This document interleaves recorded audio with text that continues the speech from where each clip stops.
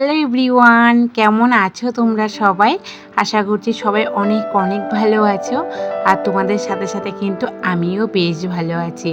আর হ্যাঁ, আমি মৌসুমি সবাইকে গুড মর্নিং জানিয়ে ইচ্ছে পূরণ গল্পে আরও একবার তোমাদের স্বাগত জানাই। আর এইদিকে দেখো, ঘুম থেকে উঠেই ফার্স্টে যেটা করেছি, জানলা খুলে দিয়েছি। আর জানলার বাইরে দেখে দেখো, রোদ্দুরের পুরো একটা আলোর ঝটকা আসছে। পুরো ঘরটা আলোয় আলোময় হয়ে গেছে। এত সকালবেলা রোদ ঢুকেছে জানলা দিয়ে, মনটা পুরো ফ্রেশ হয়ে গেছে। তো ওই জন্য আরও ইচ্ছা হলো যে ঘরদোরগুলো আজকে সুন্দরভাবে পরিপাটিভাবে গুছিয়ে নিই। তো এই জন্য স্টেপ বাই স্টেপ ফার্স্টে যেটা করলাম, জানলাগুলোকে একটু ভালো করে পুছে নিলাম। তারপরে যে আলমারির যে কভারটা থাকে, সেই কভারটাও সুন্দরভাবে ঝেড়ে নিলাম। কারণ দীর্ঘদিন থাকার ফলে কী হয় বলো তো, ওর গায়ে দেখবে একটা হালকা হালকা ধুলো জন্মায়। তো সেটাকেও আর কি পরিষ্কার করে নিলাম। আর তারপরে দেখো, এই দরজাটা আমি ভালো করে পুছে নিচ্ছি। আমি কিন্তু শুধু ন্যাতা দিয়ে পুছছি না, ন্যাতা একটু শ্যাম্পু দিয়ে নিয়েছি আর ওতে একটু জল দিয়ে নিয়েছি। নিয়ে ভালো করে দরজাটা এপিট ওপিট ভালো করে পুছে নিলাম। তারপরে এই দেখো, এই বেড কভারটা আমি মিশো অ্যাপ থেকে পারচেস করেছি। সেটা তোমাদের আগের দিন আমি ভিডিওতে দেখিয়েছিলাম যে আমি একটা বেডশিট নিয়েছি, খুব সুন্দর। তো এই বেডশিটটা এই যে পেতে নিলাম। আর আমার মানে নতুন কোনো বেডশিট ঘরে আনা থাকলে আমার একদম তর্স হয় না, যেন মনে হয় সাথে সাথে বেডশিটটা পেতে ফেলি। ভেবেছিলাম যে পুজোর আগে পাতবো, কিন্তু এই যে দেখো, আমার একদমই তর্স হয়নি। সাথে সাথে বেডশিটটা নিয়ে পেতে নিলাম। তারপরে ভাবলাম যে যা হয় পরে দেখা যাবে, এখন ভালো লাগছে, এখন পেতে নিই।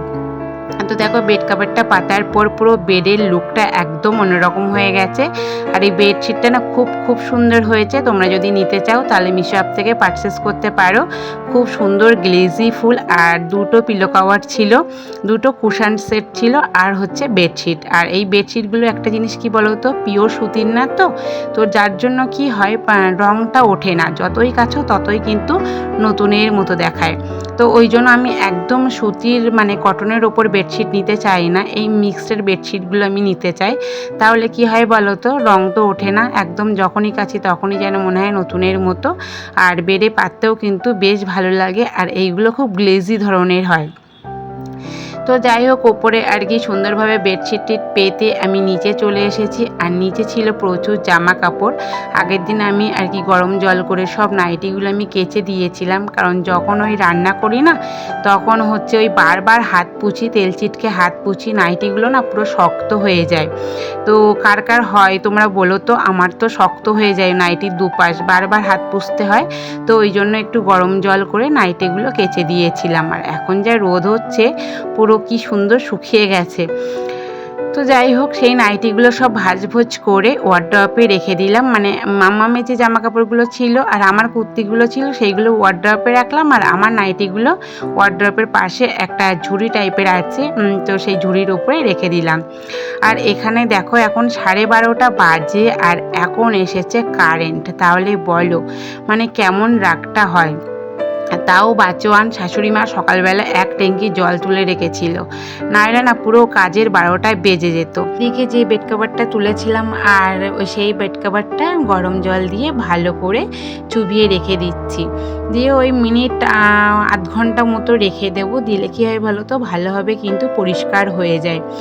তো তারপরে এই যে এখন আমি কেচে কুচে নিচ্ছি। ওদিকে কিন্তু আমি ভাত বসিয়ে দিয়ে এসেছি, তার মাঝখানে এসে আমি এই মানে কাচাকুচি করে নিচ্ছি। তো এইদিকে আজকে আমার অনেকটা সুবিধা হয়েছে, কারণ আজকে মা করছে দুপুরের রান্না, নিরামিষ রান্না করছে, ডাল আরও কী সব করছে, ওই জন্য ওই দিকটা চাপ নেই। তো এইদিকে হচ্ছে আমি সব জামা কাপড় কেচে চান দান করে পুরো চলে এসেছি। এসে দেখো, পুরো মাথাটা আমার গরম হয়ে গেছে। কি রোদ ছিল, যার জন্য আমি এত কাচাকুচি করলাম। এখন দেখছি বৃষ্টি হচ্ছে। তো যাই হোক, বৃষ্টি বেশিক্ষণ হয়নি আর কি, আধ ঘন্টা মতো হয়েছিল, তারপরে আবার রোদ বেরিয়েছিল। তো তখন গিয়ে মেলে দিয়ে এসেছিলাম। দুপুরে না একটা মজার ঘটনা ঘটেছে আমাদের টাকিতে, নিউ আমর ওপেনিং হয়েছে। তো দুপুরে শুয়ে শুয়ে ওর পাপার সাথে আমি বলছি কি যে মিও আমর ওপেনিং হয়েছে, মিও আমরের কিছু আইটেম টেস্ট করলে হতো। ওর পাপা আমাকে তখন বলছে কি, ঠিক আছে, তুমি যদি এক্ষুনি রেডি হতে পারো তোমাকে আমি মিও আমরে নিয়ে যাব। আর যেই বলেছে সেই আমি সাথে সাথে রেডি হয়ে গেছি। আর দেখো, কথা মতো আমাকে মিও আমরে নিয়ে চলে এসেছে। আর এখান থেকে প্রায় 7টা থেকে 8টা আইটেম আর কি আমি কিনে নিয়ে চলে এসেছি। আর তার সাথে কয়েকটা ফ্লাওয়ার কিনেছি ঘর সাজানোর জন্য।